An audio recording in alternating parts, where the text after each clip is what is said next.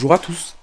Nous avons fait du tri chez nous et devons apporter tous les objets dont nous voulons nous séparer à quelques kilomètres de chez nous et nous allons essayer de tout faire passer dans le coffre arrière du véhicule.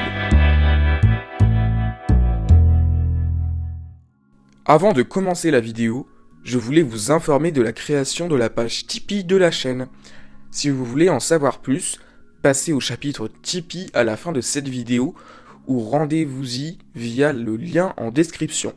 Après quelques séances de tri, nous avons décidé de nous séparer de plusieurs objets comme un tapis de course, un micro-ondes, un SodaStream, une radio, etc. que nous allons déposer à Emmaüs, une association qui va donner aux personnes ou familles les plus précaires une chance de pouvoir se nourrir et vivre correctement grâce à nos dons et à nos objets. Si cela vous intéresse, le lien est en description. Nous allons premièrement rentrer le tapis de course, c'est-à-dire l'objet le plus massif. Le rabat de la banquette arrière est obligatoire pour rentrer le tapis qui mesure un peu plus d'1,20 m. Nous laissons une vingtaine de centimètres derrière le tapis pour y ranger d'autres objets. Mais malgré cela, il rentre sans souci et le siège avant-passager n'a pas été avancé et on peut donc s'y installer en profitant du confort habituel de la Model 3. J'en profite pour vous conseiller de mettre une couverture du fond du coffre jusqu'à l'avant de la banquette pour ne pas abîmer votre véhicule. Prenons maintenant le micro-ondes de 49 sur 27 sur 37 cm. Le tapis ayant été rangé le plus à droite possible, le micro-ondes passe sans problème à côté. Ensuite, les plus petits objets vont être placés en dessous du tapis de course qui présente un espace de quelques centimètres en dessous de lui.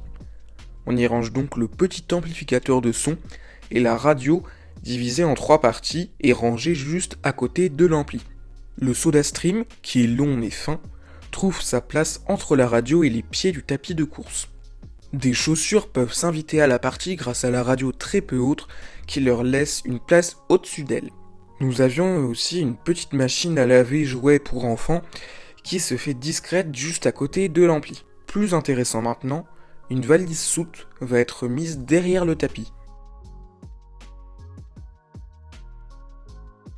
Après de multiples tentatives, on arrive à la faire passer, mais est-ce que le coffre se ferme ?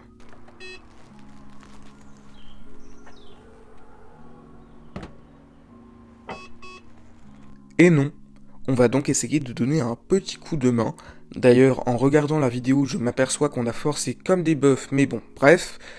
Nous allons finalement repousser de quelques centimètres la valise et donc le tapis, ce qui va permettre la fermeture du coffre.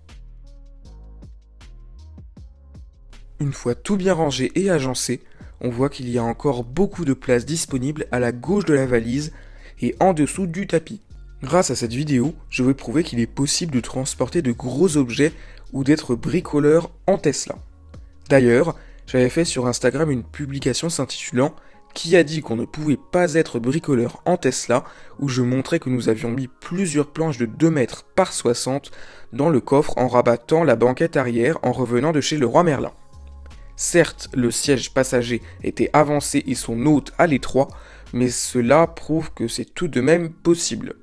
Comme je vous le disais en début de vidéo, j'ai ouvert la page Tipeee de la chaîne à laquelle vous pouvez accéder via le lien en description.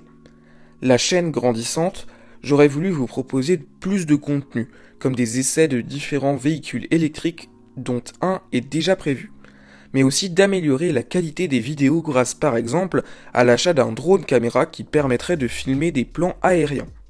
Bien évidemment, vos dons seront entièrement utilisés pour la chaîne, mon but étant de vous proposer un maximum de contenu régulier et de qualité.